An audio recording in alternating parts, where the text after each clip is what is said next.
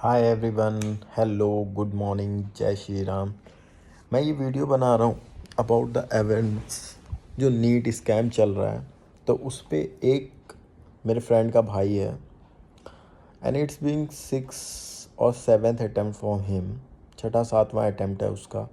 और उसके साथ एनटीए जब से आई, कुछ तो बैड लक भी है I can say, but NTA ने उसके लास्ट 3 साल कैसे बर्बाद किए, ये साल भी बर्बाद है उसका।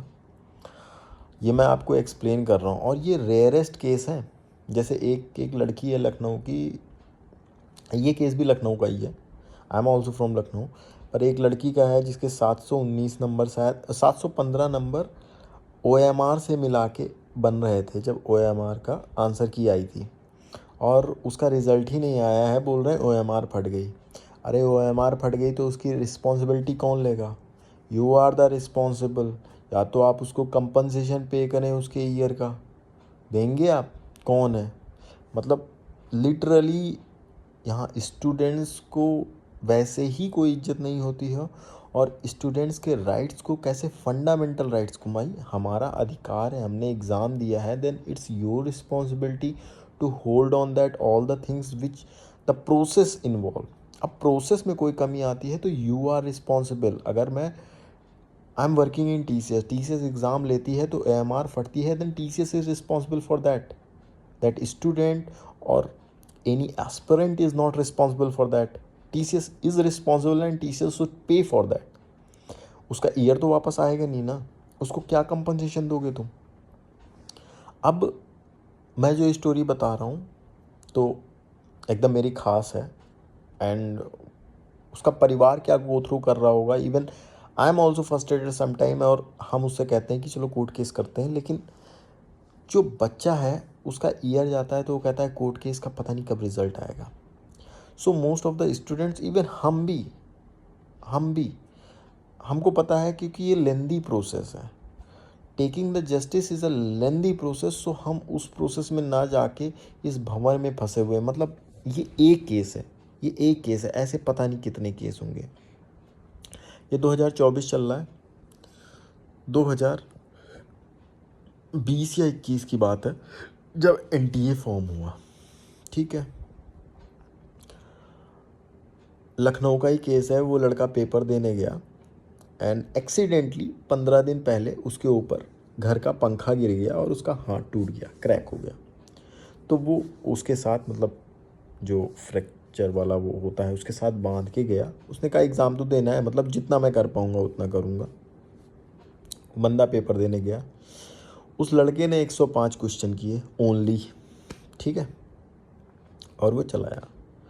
लकीली 105 से 105 क्वेश्चन सही थे। ऑल्दो उसको कुछ कॉलेज नहीं मिलना था, कुछ भी नहीं मिलना था, पर उसने अपना अटैम्प्ट किया क्योंकि वो गोले ही नहीं भर पाया क्योंकि हाथ में फ्रैक्चर था। ठीक है, सीसीटीवी फुटेज चेक होती है, सीबीआई उसको कॉल करती है, सीबीआई जांच बिठा लेती है कि नकल हुई है। समझ रहे हैं आप? ये नॉर्मल केस है, उसके ऊपर नकल के चार्जेस लग जाते हैं। सीबीआई उसको बुलाती है दिल्ली, वो दिल्ली जाता है, परिवार वाले सारे जाते हैं, देखते हैं। और सबसे बड़ा रीज़न ये होता है कि भाई मैंने 105 में 105 कर लिए, ठीक है, बट उसके बाद भी तो मेरा कहीं एडमिशन नहीं हो रहा, और मेरे पास मेडिकल रिपोर्ट्स है, मेरा हाथ टूटा था तो मैं कैसे करता? हाथ टूटा तो ऐसे ही तो गोला भरूंगा। अब हाथ टूट गया तो उसको थोड़ी ना हाथ एकदम सीधा हो सकता है। ठीक है, सीबीआई 2-3 बार बुलाया उन्होंने और चीज़ें क्लियर हुई, मेडिकल रिपोर्ट्स लगी और क्लीन चिट दे दिया। अब लड़का नेक्स्ट ईयर जाता है, एग्ज़ाम देता है। नेक्स्ट ईयर जाके एग्ज़ाम देता है तो उसके फिंगरप्रिंट नहीं आ रहे थे। कह रहे आधार से फिंगरप्रिंट मैच नहीं हो रहे हैं आपके।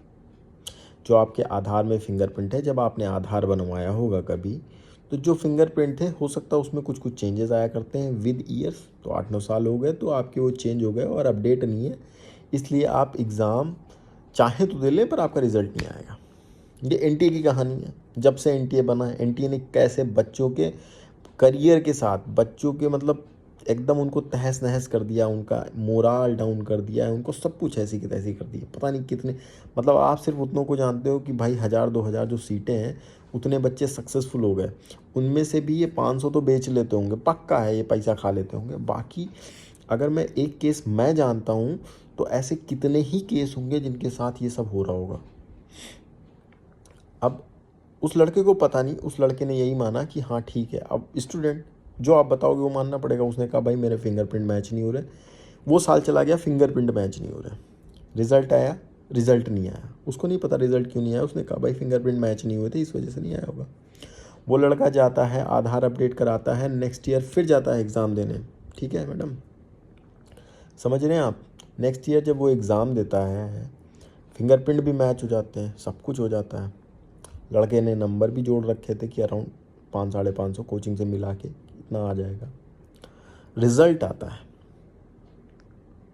रिज़ल्ट ही नहीं आता है उसका, एब्सेंट लिखा आता है। अब घर वाले बहुत परेशान होते हैं कि पहले 2 साल तो तैयारी करने में लग गए, ठीक है नहीं हुआ। फिर ये हुई कि अब हो सकता है, तब हाथ टूट गया। फिर उस पे सीबीआई जांच बैठ गई। नेक्स्ट ईयर जब चांस आया तो बोला आधार सही नहीं है, आधार सही करवाया। अब जब सब कुछ सही है तो एब्सेंट कैसे लिख के आ गया? जांच चालू करो। एक तो कोई ट्रांसपेरेंसी, किसी को कुछ पता ही नहीं कि भाई क्यों हो रहा है ये। उसने आरटीआई लगाई। अब सोचो एक स्टूडेंट को क्या क्या करना पड़ रहा है अपने रिजल्ट के लिए, कि मेरे साथ ऐसा क्यों हुआ। तो वहाँ से ये आया कि आप एब्सकॉन्ड किए गए हैं नेक्स्ट 3 इयर्स के लिए। क्यों? क्योंकि आपने नकल की थी। पर नकल तो की ही नहीं बंदे ने, और सीबीआई से क्लीन चिट नहीं आई। अब वो बंदा सीबीआई जाता है, सीबीआई जाता है, वहाँ से क्लीन चिट मिली हुई होती है। वहाँ से एनटीए आता है, एनटीए के बाद मेडिकल साइंसेज एजेंसी है जो नीट के लिए पूरा प्रॉपर, जो एम्स में बैठती है, एम्स ऋषिकेश, वहाँ जाता है। सब जगह वो एक एक करके दौड़ रहा है। और इस साल 2024 में तो उनका स्कैम है जो है, वो फिर एग्ज़ाम देने। तुम सोचो एग्ज़ाम लेते हो, फॉर्म भराते हो, 1700 रुपये लेते हो, रिजल्ट के टाइम कहते हो तुम तो एब्सकॉन्डिंग, तुम्हारा तो कैंडिडेट ही कैंसिल है क्योंकि तुम नकल कर चुके हो हमारी।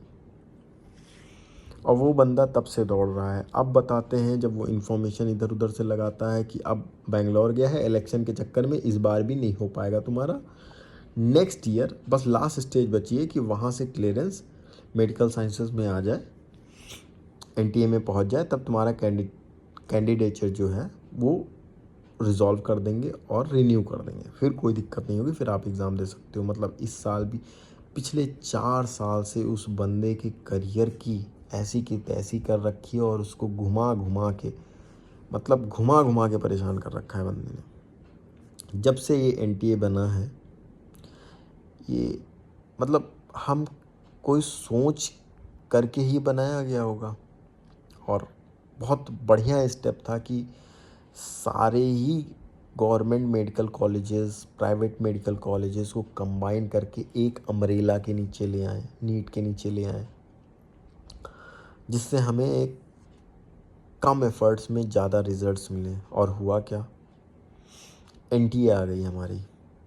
एनटीए ने हमारी नौटंकी करना चालू कर दिया। एनटीए हमारी अलग ही भ्रष्ट, सबसे भ्रष्ट अगर कोई डिपार्टमेंट है तो वो एनटीए है।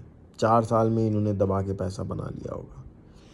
भाई हमारे पास प्राइवेट एजेंसीज इतनी अच्छी अच्छी हैं, टीसीएस है, आईबीपीएस का पता नहीं कितने बुढ़ापों से पेपर कराते चला आया ऑनलाइन। वहाँ पे कभी कोई नकल और कुछ नहीं उठता है। ठीक है सर। एसएससी में कितना नकल भरा हुआ था, अब 2-3 साल से टीसीएस करा रहा है, आराम से हो रहा है। जब हम पे बड़ी बड़ी एजेंसीज़ हैं जिनके पास सारे इंफ्रास्ट्रक्चर है, सब कुछ है, हम उनको छोड़ के, और ऐसे में हर गवर्नमेंट ऑफिसेज में प्राइवेटीकरण हो रहा है, ठेका मजदूरी हो रही है, संविदा हो रही है। लेकिन एनटीए के लिए एक नया गठन कर दिया, एनटीए एक नई एंटिटी बना दी ताकि वो अथाधुन पैसा कमा सके, घूसखोरी कर सकें।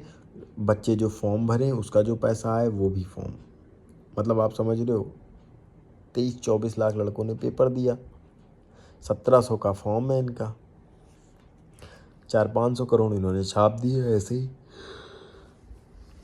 तो कहानी ये है कैसे ये एक छोटे छोटे शहरों के, मतलब उनकी सपनों के गला घोंट रहे हैं और कितने बच्चों के करियर के साथ खेल रहे हैं कि अब उनके पेरेंट्स भी यहीं पे आ जाते हैं कि अब क्या करोगे, रहने दो। एक एक एक उम्र होती है, 6-7 साल हो गए, पिछले 5 साल से रिजल्ट ही नहीं आ रहा, 4 साल से सिर्फ तुम पेपर देने जाते हो, रिजल्ट में आता नहीं है। क्यों? नकल कर ली, नकल कहाँ की है ये पता नहीं है। नकल वाली चीज़ें क्लियर हो गई हैं, हर जगह से वाइट लिस्टेड हैं, फिर भी ब्लैक लिस्टेड हैं। ये है मेहरबानी एनटीए की और नीट की हमारे। मैं ये स्टोरी इसलिए बताना चाहता था कि इस समय उसके घर वाले क्या गो थ्रू कर रहे होंगे। हर साल से मैं वहीं बैठता हूँ, जाता हूँ, मतलब उनका भगवान पर से, उनका चीज़ों पर से विश्वास उठ चुका है कि भाई कुछ होता ही नहीं है, चीज़ें हर चीज़ गलत हो रही है, कुछ सही हो ही नहीं रहा है। और ऐसा एक बच्चे का एग्जाम्पल है, ऐसा पता नहीं कितने बच्चे होंगे।